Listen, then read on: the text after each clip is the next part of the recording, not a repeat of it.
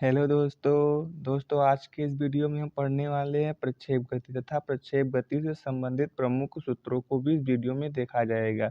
चलिए हम पहले शुरू करते हैं कि प्रक्षेप गति किसे कहते हैं, वो इसके उदाहरण देखते हैं। चलिए देखते हैं प्रक्षेप गति की परिभाषा।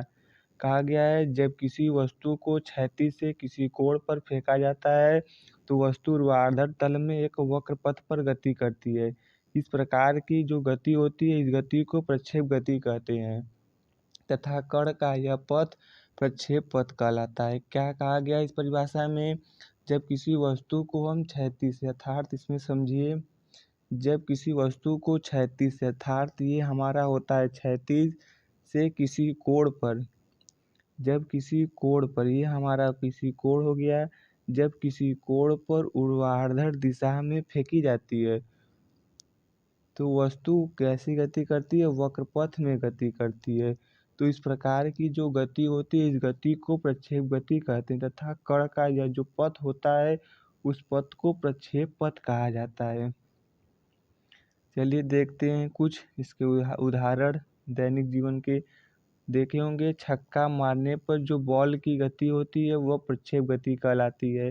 भाला फेंकने पर भाले की गति, मिसाइल फेंकने पर मिसाइल की गति। प्रक्षेप का पथ कैसा होता है, पेपर में बहुत पूछा जाता है कि प्रक्षेप का पथ कैसा होता है। तो प्रक्षेप का जो पथ होता है वह परवलयकार अर्थात परवलयकार ऐसे परवलय होता है, एक ऐसे प्रकार का परवलय, एक ऐसे। प्रक्षेप का जो पथ होता है वह परवलयकार होता है। देखिए इसमें कुछ यहाँ पर मानकर उनको समझा जाता है कि प्रक्षेप गति क्या होता है। किसी भी प्रक्षेप गति का सूत्र निकालने के लिए कुछ हम अपने से मानते हैं, तो इस प्रक्षेप गति को सूत्र निकालने के लिए कुछ माना जाएगा। मान लेते हैं ये हमारा क्या होता है, ऊर्ध्वाधर तल, ये होता है क्षैतिज। तो परिभाषा में कहा गया है किसी क्षैतिज कोण पर, ये हमारा किसी कोण पर किसी पिंड या किसी वस्तु को जब ऊपर की ओर फेंका जाता है तो वस्तु वक्र पथ पर गति करती है। ये हो गया किस कोण पर फेंका जाता है, थीटा कोण पर किसी वस्तु को फेंका जाता है। और किस वेग से, मान लेते हैं माना किसी वस्तु को थीटा कोण पर यू वेग से फेंका जाता है और इसकी जो पिंड या वस्तु है वह अधिकतम कितनी ऊंचाई तक गया, मान लेते हैं वह अधिकतम h ऊंचाई तक गया। किस P बिंदु यहाँ पर हो जाता है x कामा y, तो ये x कामा y हो गया तो हमारा यहाँ से यहाँ तक x हो जाता है और इससे यहाँ लेंगे तो यहाँ से यहाँ हमारा हो जाता है y। तो हम जो थीटा कोण है इसका हम घटक निकाल लेते हैं, तो हमारा क्षैतिज घटक क्या हो जाएगा, ये होता है क्षैतिज घटक, ये होता है ऊर्ध्वाधर घटक। क्षैतिज घटक हो जाएगा u cos थीटा और ऊर्ध्वाधर घटक हो जाएगा u sin थीटा। और यहाँ से यहाँ तक तय करने में लगा समय मान लिए t और यहाँ से यहाँ तक समय भी लगेगा t। क्षैतिज दिशा आप समझ गए होंगे कि ये किस प्रकार माना गया है। चलिए देखते हैं क्षैतिज दिशा में अर्थात किस दिशा में देखा जाएगा, इस दिशा में बात करेंगे अभी। क्षैतिज दिशा में चूँकि हम जानते हैं कि चाल बराबर होता है दूरी बटे समय। चाल मीन्स क्षैतिज चाल का घटक u cos थीटा, दूरी था ये ऐसे था, ये बिंदु P हमारा था, यहाँ पर x कामा y, तो ये जो दूरी था x अर्थात चाल हमारा हो गया u cos थीटा, दूरी x हो गई, यहाँ से यहाँ तक समय t, तो t यहाँ से समय हम निकालेंगे तो निकल जाएगा t बराबर x अपान u cos थीटा, यही हमारा समय निकल जाएगा। देखते हैं प्रक्षेप गति से संबंधित सूत्र, formula related to projectile motion, उसमें हमारा पहला आता है उड्डयन काल। पहले इसकी परिभाषा देखते हैं कि उड्डयन काल किसे कहते हैं। प्रक्षेप पथ को पूरा करने में जितना समय लगता है उसे उसका उड्डयन काल कहते हैं। अर्थात जो ऐसी गति थी। इस पथ को पूरा करने में जितना समय लगेगा उसी समय को क्या कहा जाएगा? उड़्यन काल कहा जाएगा।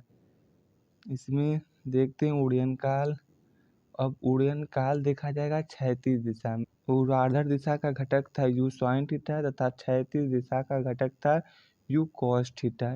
ये दोनों को याद रखिए कि इसमें हमारा ऊर्ध्वाधर ये है, क्षैतिज ये है।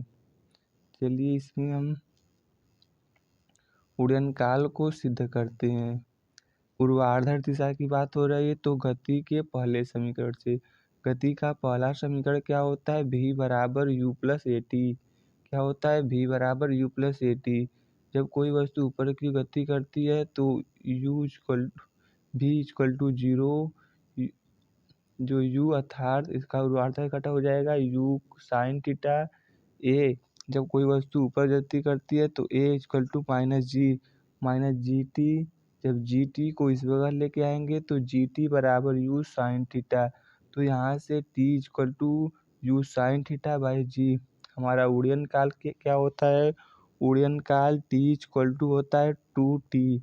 अर्थात जो यह पथ होता है, यहाँ से यहाँ t था, यहाँ से यहाँ t, जब इन दोनों t को जोड़ दिया जाता है तो हमारा पूरा उड़्यन काल निकल जाता है। तो हमारा उड़्यन काल का पूरा फार्मूला हो जाएगा उड़्यन काल बराबर 2u sin theta by g. 2u sin theta by g. देखते हैं प्रक्षेप की ऊंचाई। प्रक्षेप पथ में ऊर्ध्वाधर दिशा में चली गई दूरी को प्रक्षेप की ऊंचाई कहते हैं। इसे h से प्रदर्शित किया जाता है। क्या है इसमें? देखिए ऊर्ध्वाधर दिशा की इसमें भी बात होगी तो इसमें गति के तीसरे समीकरण से हल किया जाएगा। गति का तीसरा समीकरण होता है v का स्क्वायर बराबर u square plus 2as। v की वैल्यू 0 थी, 0 u की वैल्यू क्या हमारा ऊर्ध्वाधर घटक u sin थीटा का whole square. a equal to होता है माइनस जी, तो माइनस 2gh। तो इसको इस बगल लेके आएंगे तो 2gh बराबर u square sine square theta. तो यहाँ से h बराबर निकल जाएगा u का square sine square theta by 2g। मुझे विश्वास है कि आप समझ गए होंगे। तो हमारा प्रक्षेप की ऊंचाई क्या निकल गई? h इक्वल टू u का square sine square theta upon 2g। h max के लिए जो हमारा ऊंचाई अधिकतम के लिए जो साइन थीटा की वैल्यू अधिकतम होनी चाहिए। साइन थीटा की वैल्यू अधिकतम कब होगी? जब थीटा की वैल्यू 90 होगी, अर्थात साइन 90 इक्वल टू 1। तो हमारा h मैक्स निकल जाएगा u square upon 2g। H max क्या निकलेगा? u का स्क्वायर अपान 2g।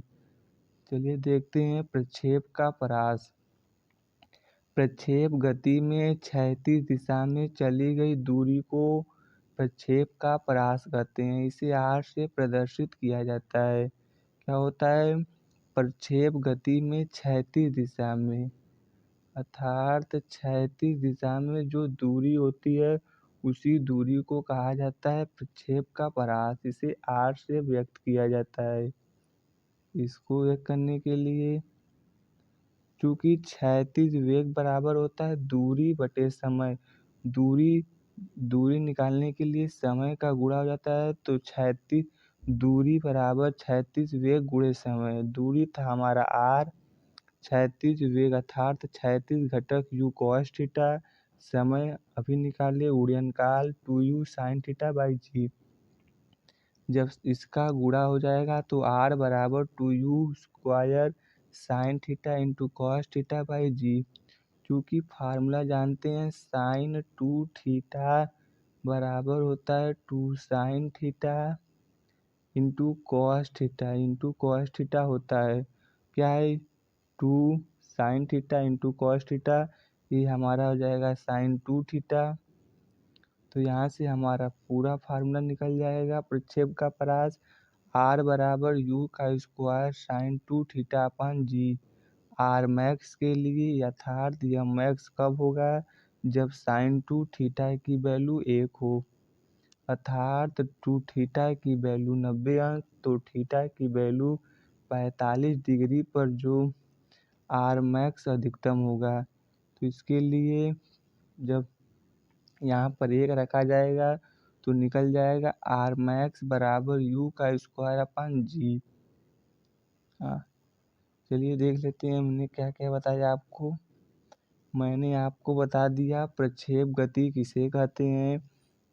फिर इसके बाद एक से एग्जाम्पल, छक्का मारने पर बॉल की गति, भाला फेंकने पर भाले की गति, मिसाइल फेंकने पर मिसाइल की गति। प्रक्षेप का पथ परवलयाकार होता है। फिर इसके बाद ये था प्रक्षेप गति।